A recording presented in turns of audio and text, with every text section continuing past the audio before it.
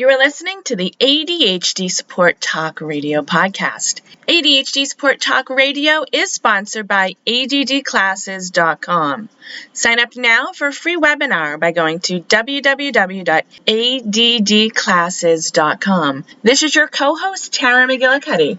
And today I am bringing you a recording of Ask Us Anything with Lynne Edris and myself. And this originally aired in the ADHD Support Talk Radio Facebook community on May 11th. And we will be doing another one exclusively for ADHD Support Talk Facebook community members this coming Tuesday, July 13th at 2 o'clock p.m. Eastern Time. And you can access that by going to the Facebook community. You can search for it in Facebook, or if you go to ADHDsupporttalk.com, you can click on the community link. Hello. I think we're everyone. live. Hi, everyone. Welcome. Let's see what we have going on here. Here we are. All right. We'll let people find us. Let me see. What is today, Taro? The 11th, Wednesday, May 11th. Tuesday, Tuesday, May 11th. Right. I am Lynne Edris, and I'm here with... Hello. I'm Tara Tara McGillicuddy. I just heard you in the background. I tested to see if it was working. I'm Tara McGillicuddy. And I'm Lynne Edris. We wanted to pop in here today with you guys in the ADHD Support Talk Facebook group and answer some questions, right? So if you have questions on anything ADHD, productivity related, questions about any podcast episodes, anything we can help you with, share your comments on the live stream post, and we're happy to answer them. I'm looking to see if we can see who's here with us. Say hi if you're here with us. Give us a thumbs up. Give us something. Let us know you're here with us. Post a comment. Give us a thumbs up. Say hi. Give us a wave, an emoji, whatever you want to give us. It says there's 4 people watching. I think 2 of them. Awesome. Hello from London. Awesome. Welcome. Yay, Thanks for joining us. Thanks. We have a person. Yay. That's awesome. Awesome. I'm like trying to look on my face on my phone, and I'm like looking way to the side. So yeah, I was trying to do the same thing on my iPad. It's just not working out so well, right? It's too many things to look at. Yep. Too many things to look at. So we have Jan, we have Susan. Welcome, guys. Thanks for joining us. Yeah. What questions can we answer for you? That's why we're here today. Tara and I just wanted to kind of check in with the community, see what we can do, answer any questions you might have, ADHD questions, podcast questions, productivity questions, energy questions. I mean, go for it. We're here for you. We're happy to help you in any way we can. We'll try our best to give you answers. I mean, we can't answer everything, but no. Between the 2 of us, we know a lot. Yeah. Between the 2 of us, we do know a lot. There is also a lot of stuff we don't know. So, and if we don't know, we will happily tell you that we don't know, and maybe even refer you to someone who might, or a resource that would be helpful. But more than anything, we want to help you guys, keep moving as the world is starting to reopen, as things are starting to go back to, I use my quotey fingers, normal, whatever the heck normal is or was. We're starting to go back there. And that is presenting some new kinds of challenges for a lot of my clients, right? A lot of my clients are kind of overwhelmed at things getting, starting to pick up again, whether it's their commitments or the social engagements, all that kind of stuff. And I've had quite a few clients too, now that things are starting to get again a little bit more normal, being a little bit disappointed that things are not dramatically different for them. Like things haven't changed all that much. So if you have questions, if there's anything that we can answer for you, anything that we can do, to help you, any questions on any of the podcast episodes. And we also always want your suggestions for topics that you want us to cover, things that would be helpful if we talked about on the podcast, that sort of thing. Someone is asking, let's see here. I can't see who it is. Someone is saying, any advice for an ADD woman who registers for all the programs, but can't possibly do all the programs? Oh, that's a very good question. Yeah. That's from Susan. So my question for you, Susan, is, well, it's sort of a question and a tip at the same time, like asking yourself the question, what do I hope to get out of this? So then you can look at it with respect to, the potential outcome from whatever program or whatever thing that you've signed up for with respect to your other commitments, right? You can get a little bit more clear. And not everything is worth your time, right? And it's okay if you sign up for something and decide it's not worth your time or it's not worth the investment of your intention. What do you think about that, Tara? Any ideas? Any thoughts? Because I've had people that will sign up for like 5 programs at the time, mine, yours, somebody else's. Right. And like the ones that are live that you don't have access to, like for lifetime, do those first. But also, I think going in and you're not going to resonate. You don't need everything from every program, but take what you need. I don't know, maybe make a schedule. I've signed up for programs. I signed up for something this past year that I'm still paying for that I have not really used. It's not ADHD, but I don't know, maybe you got what you needed from it, but I don't know. It's hard. Just maybe, think like Lynn said, what is the biggest thing, or what are the biggest things, most important changes you want to make in your life? What are the results you want? And maybe go into the program and see if you can get that from the program, even if it's not quite what the program is offering. Right. Absolutely. So if you're clear on what you're moving toward, what you're wanting to accomplish, what you're wanting to achieve, essentially what your goals are, what outcomes you want for yourself, then it'll help you be a little bit more discerning. But we also I think most of us with ADHD tend to be optimistic in terms of like what we can take on, in terms of what we can get out of something. And that's not always a bad quality, but it's definitely something that we have to temper. So, letting yourself off the hook if you don't do something perfectly, or letting yourself off the hook if you don't do something, that you intended to do, or a class that you intended to take the entire thing of, or if you decide that something isn't, really in alignment with what you want for yourself or the direction that you're going, letting go of that is not a bad thing. Right? Cutting yourself some slack. Implementation, or actually getting into it, can be a challenge. And I know I offer the group action sessions on a regular basis. And a lot of people clear their clutter, do stuff like that. But there are people that will use the 2-hour sessions or even the full action day that I offer to listen to webinars, to listen to classes. Because having that time carved out, that could be a part of it too, is maybe you have like something like an accountability buddy or something, or you use an action time, because implementation can be hard. I just took a class back in March, and I was talking to the person who offered the class, who's a friend, and he said, okay, what suggestions do you have if I run it again?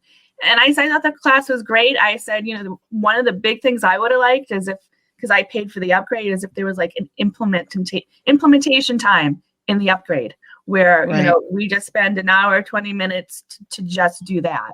So I think that's a big piece, is just finding, creating, doing it. Yeah. Creating that space, creating that time, and being intentional about implementing what you're learning.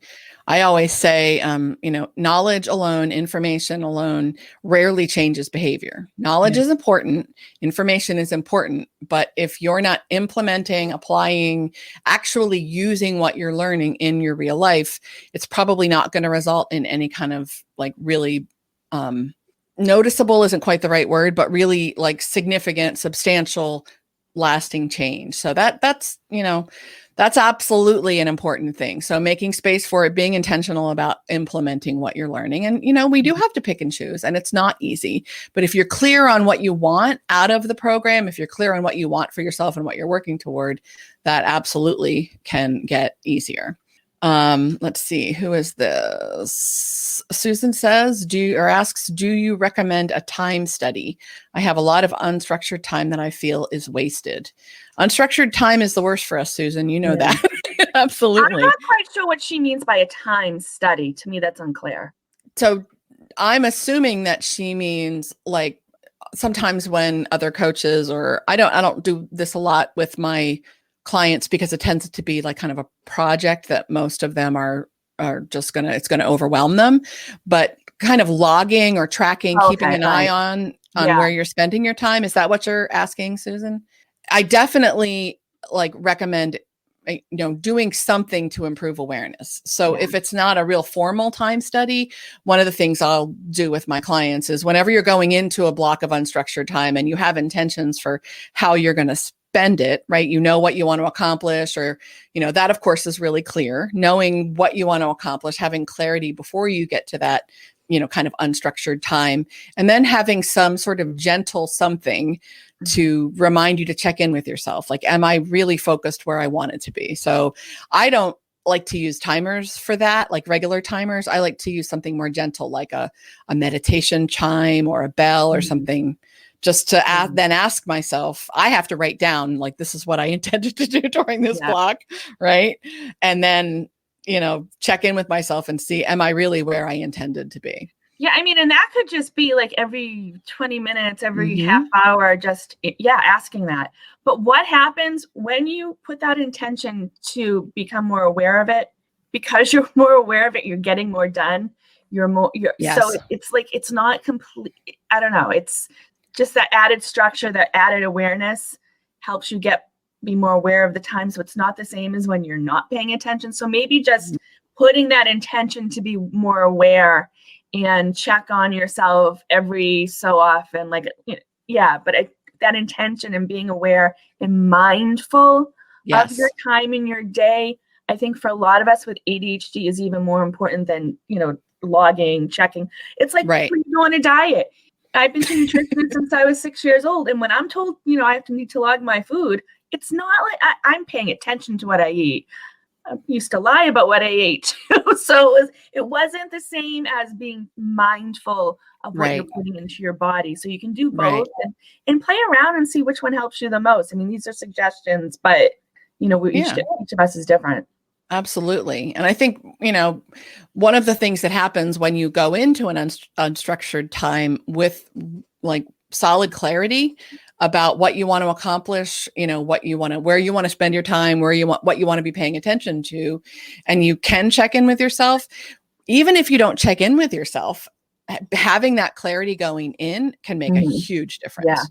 Yeah. Right. And, then we have to balance the whole over planning versus, under planning kind of, intentionality and all of that. But it is that the clarity, I always say, is the key. Yeah, absolutely. My intention for the next 20 minutes is to relax. My intention for the next 30 minutes is to, clear my kitchen table. Like, I think intention is important, but sometimes because of the way our brains work and who we are, having unstructured time where we don't have any intentions, I think it's a lot of us really benefit and need that too. But maybe set a timer for your unstructured time. Or it's intentional, time. Right? Yeah. Intentional, unintentional time, right? Yeah. Absolutely. I love it. That's good. That's a good point. Really good point. I think most of us don't have enough downtime. We don't have enough free time, and most of us, when we do, end up doing things unintentionally that are more like escapes than things that actually recharge us and refresh us and actually help us in the long run. So play around with it, see what helps you the most. And of course, always come back and let us know, right? Yeah. Let us know what helped you. If you come up with something else or some sort of, I don't know, some hybrid, or it gives you an idea that you take and run when it's in a slightly different direction, let us know what worked for you, because if you share that in the group, that absolutely could help someone else. Yes. Very cool. So who else has questions? I'm trying to see. It's hard to see when you're on this end, who's actually here. Yeah. But who else has questions? And also suggestions for topics for podcast episodes. We're here, and we'd love with those. Even if you're watching the replay here on the YouTube channel, comment with topic ideas. Absolutely. We're always looking for topic ideas. I've been doing this ADHD podcast since 2008. So wow. I'm like, oh, I've done that before. It was, maybe 10 years ago I did that topic. So, but so we can both use fresh new ideas, or even if it's the same topic. I think every time Lynn and I talk about it, we put a little bit of a different spin on it. And also guests you'd like to see us have on the podcast. We'd love some ideas for, what would be helpful, what you guys would like to see, what would be helpful to help you, to help you move forward in something that you're stuck with, or someone that you, someone just posted comment publicly. I know I'm not going to be checking Messenger, and I don't think Lynn can check it right now. No, most of us can't. But please feel free to comment, here on the post for the live stream. Jan says the topic of being diagnosed very late in life. Yes, I hear an awful lot about that, and I think compared to, younger people now, most of us who are, in our 30s, 40s, 50s, 60s, beyond, like we're diagnosed late in life because ADHD was so incredibly underdiagnosed. And also because, I always talk about what we knew back then was very different than what we know about ADHD now. So I always say I'm 55. I studied psychology in college. And when we learned about ADHD back then was very different than what we know about ADHD right now. So back then, I would not have probably been diagnosed. Mm-hmm. Well, I wasn't diagnosed, but I'm not sure I would have fit the diagnostic criteria at that time. Oh, yeah. So it's changed a lot. Yeah, it's different, depending on what stage of life you get diagnosed at. I mean, I'm in my late 40s now. I was diagnosed in my 20s, and being diagnosed at 20, because you're in a different state of mind and developmental time when you're in 20, 40, 50, 60. So I think that would be an interesting topic, like the different things that go on when you're diagnosed at a certain age. Yeah. Whether you're male or female. Absolutely. And of course, we know that women tend to be diagnosed later in life than men in general, and tend to be undiagnosed more frequently, or go undiagnosed more frequently and longer than men tend to. Mm-hmm. But you also have to, expect that when you are 73, when you are diagnosed with ADHD or anything, right? For a lot of people, you go through stages like grief. You go through, different stages of acceptance and anger and sadness, and really grief over, if only I had known this when I was younger, if only someone had identified this. I think every client that I've ever had who was diagnosed, in their 30s or far beyond that, goes through that whole, there's a sense of relief sometimes that you finally know you have a name for what you've struggled with, and you can start to really understand it. But there is a sense of loss. There is a sense of missed opportunity for a lot of us. And that it really can mirror the stages of grief that many people go through. So it's a big thing, right? It's a big thing. But I always remind my clients, you're the same person you were the day before you got that diagnosis, right? And, kind of lamenting the, what ifs doesn't really change the future. What can we do now to move you in the direction that you want to go? Of course, that's always the orientation. Susan asks, could you invite John ACUFF? I don't know that person. He just came out. Look into that person. Okay, absolutely. Oh, overthinking that's most of us. Yeah, absolutely. We'll check. We'll look into that. I'm not familiar with that name or that book, but that's absolutely something we can. Yeah, very cool. What else, guys? What else could we help you with? Where else do you struggle? What other kinds of questions do you have? Whether it's about something ADHD related or a particular podcast episode we've done. If you haven't, I'm getting much more feedback than normal, and a lot of really good feedback on the podcast episode we just published. Was it last week or the week before, on procrastination? Right, procrastination as a coping mechanism gone awry, basically.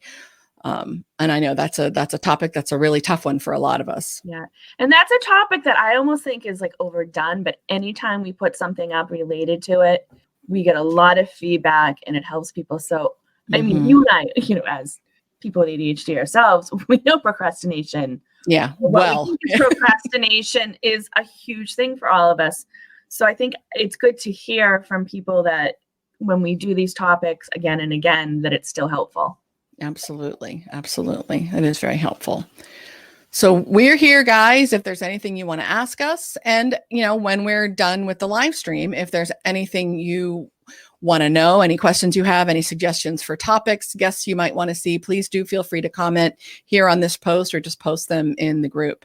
Nancy says, getting bored with everything and not carrying through. Yeah. So that's a big one, right? So if it really is just boredom, then, looking at how you can add more interest to it.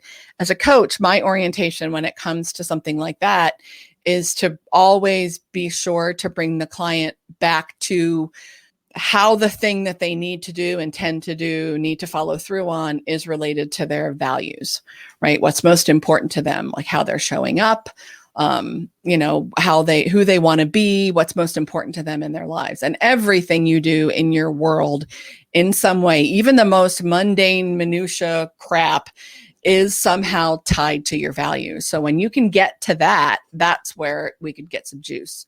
And then also getting some traction, right? Just finding ways to get yourself started so that you can let momentum carry you and kind of build on the success so that the boredom piece isn't as much a part of the equation. What do you think about that, Tara? If it's pure boredom, if it's really boredom, and that's what it is, stimulating your brain, changing stuff, like micro changes, like, change the color of your sponge or your pen, like something that small can stimulate the brain and like change boredom. But I think it's kind of like procrastination. We assume it's boredom, but it's not always boredom. Sometimes it's frustration, it's burnout, it's the fact that we didn't sleep well the night before. So sometimes we just assume it's simple boredom, but I think, connecting with your values, but how can you make it more exciting? I think the tax deadline's coming up, the new one this coming week, and nobody likes taxes. Or, there's some people there's some people who get excited by taxes, but that's something we have to do. How can you make it less? How can you make it? You could make it fun, have a tax party. You could stimulate your brain, but there's lots of things to do, and just changing things up a tiny bit can be helpful. And also looking at if it's something you're completely bored with, why is it being done? What's the point of getting it done? And do you have to actually be the one that does it? Right. Is there a way to do it that's maybe not so boring? Is there something you can do to add a little fun or interest to it? It really is all about stimulation and interest. So I'm a big fan of, clients always laugh when I tell them like the crazy crap that I do. Like I call it gamifying, where I can challenge myself. I can race myself. I can try to find the weirdest way, to do something the fastest. I do weird stuff. Like I will time myself going to the grocery store. I hate going to the grocery store. I always tell my husband or my daughter, okay, it's 6:15. I bet I can be back here in the garage by 7:05, right? And then it's a game to get through the grocery store as efficiently as I can without making any U-turns or, going backwards. I do weird things like that. I see how few steps I can take when I'm unloading the dishwasher because otherwise I can't bring myself to do it. And adding stimulation. The grocery store, like mine is, I get my groceries delivered because I don't get bored by I just don't like it. Even I hate it. The pandemic hit, I hate it. Yeah. So I pay the extra money to have it delivered. So it's stuff like that. Looking at, Lynn gave her example, I gave mine. Which one might work best for you? But it's always going back to like the first question about time, evaluating, reevaluating. So if you keep doing that on a regular basis with the things that bore you or anything else, you can figure, okay, what can I shift? What can I change a little bit that's going to make this easier? Right. And also, you do boring crap all the time. We all do, right? We all do things we don't want to do, things that bore us all the time. So what are some of the ways that you've gotten yourself moving on other things that bore you? I mean, that's an indication of something that works for you that you could modify to maybe work, better this time. So much of it is about awareness, and it's about giving yourself permission. I always say to tinker and play, right? Try some things and see what helps. Hope that helps. Hope that gives you some ideas. Same thing, tips for not quitting a job after a year, Nancy asks. Same thing, right? What can you do to shake it up? How can you challenge yourself? What is it about the job that, makes you want to quit? And what jobs have you stuck around with? And what have you enjoyed otherwise? And how can you get a little bit more of that? And there are people that could look at the positive of that. And, maybe you could do something on the idea of being a consultant or working as a temp. I mean, some people, when you have ADHD, we can get bored, we can get frustrated after a while. Maybe there's a way to make it new, like Lynn said, or look at a type of job where you can shift what you're doing every 5 months, every 6 months. But I think it's looking at what is going on with the job. Is it the people? Is it interpersonal skills? Is it, that you didn't have types of accommodations that best suit you? There's so many different things when it comes to a job, but it could be also, okay, after 6 months, I'm going to reward myself if I'm here but it's different. I mean, and it's so crazy right now with the job market and some people just having a job in itself. But also, if you're leaving the job after a year and you're finding a new one, is that necessarily a bad thing? Like going back 20 years ago, if you needed to stay at your job for 10 years or a long time. Right. You got to get the gold watch their back job then, right? After 6 months, 9 months. Right. I mean, is it more a self-esteem issue, or is it really impacting your career and your livelihood? Yeah. Really look at it, right? Yeah. What is it specifically that makes you want to quit your job after a year? Are you just bored? Then that needs to be addressed. But really, that's something to dig into and to get really clear on for yourself that could, really help you learn about yourself and really help you learn about what is going to work for you and what's going to be helpful. Maybe work with a career counselor. There's different types of resources for people with disabilities, and legally ADHD is a disability. And if you have like a second thing, whether it's a mental health condition, there's services you can get. So really look at it. I'd say really, if it's something that's really impacting you that you feel bad about, work with a professional who specializes, or professionals. Absolutely. And there are lots of coaches out there that could help you with that as well. Vocational rehab was the term I was looking for. If you're in the United States, if you have ADHD, and I think if you have other types of conditions or learning disabilities, you qualify for that, and they work with you. And I think that's something that doesn't cost something, but if you have the money, there's private career coaches, career counselors. But I'd say look into that, because they can help you on a more personal level or more individual level, help you find your strengths and all that. Absolutely. Absolutely. Good suggestion, Tara. So what else do you guys have? Jan says she's in the process now of processing, officially being diagnosed 6 days ago. And that thanks to my courses over the last year, she realized it. So that's a wonderful thing to kind of get those answers. Nancy asks, what if you have no formal diagnosis? If a formal diagnosis is something that is going to benefit you, then that is something to look into. Talk to your physician. If you have a physician that you trust or a licensed mental health professional that you trust, talk to them about possibly getting diagnosed with ADHD. Otherwise, really digging into what is it that makes you want to quit your job after a year? Do you feel maxed out? Are there skills that you need to develop to make the job easier for you going forward, or more interesting for you, or more challenging, or more stimulating in a good way going forward? Like, what is it about the job? Really getting clear on that, because it could, I always say the solution has to fit the problem. Yes. Right. Yes. Right. Quitting jobs and changing to another one is like a stopgap. It's a Band-Aid. Right. So what is it that tends to go wrong? What is it that tends to make you want to quit a job after a year? Is it really not a good fit for you, or is there something else going on there? We really do have to get kind of underneath it. Absolutely. Absolutely. Let's see what else. We have any other questions? We've got just a couple more minutes here. Any other questions? We appreciate you guys joining us. Yeah. Any other questions you have? Any other suggestions for topics or guests, or, anything we can help you with? That's why we're here today. And if you're watching the replay, type in replay and give us your question or comment. Absolutely. And we'll try to answer it maybe at another time, maybe even on a podcast episode. This is one of the reasons we're doing this, because I was getting a little like, what should we talk about? Are a lot. And I said, I think we came up with the idea to do a Facebook Live. So we want your input, whether you're here live or if you're watching the replay. Absolutely. Absolutely. And we are going to put this on YouTube for those of you who like to watch it in that, or, like to join us in that way as well. So any other questions? Videos on YouTube because I stream it to my TV through Roku. Oh, very cool. I actually like to watch videos on YouTube because I can speed them up. Oh, that too. Oh, yeah. It's nice when you can. Yes, you control the speed. Yeah. I'm if you've ever been on any of my workshops or in any of my programs, you know that I talk quickly, and I think quickly. So my brain and my mouth are usually moving at a pretty good pace. And when somebody else is talking slowly, that makes me, like want to gouge my own ears out. So I love that you can speed things up on YouTube. Yes, thank you for joining us. And we will be doing, I don't know how regular, but we will be doing one of these again. So we're really glad you joined us. And thank you so much for your questions. And your questions and your topic suggestions, as you share them here in the Facebook group, will give us ideas for other Facebook Lives.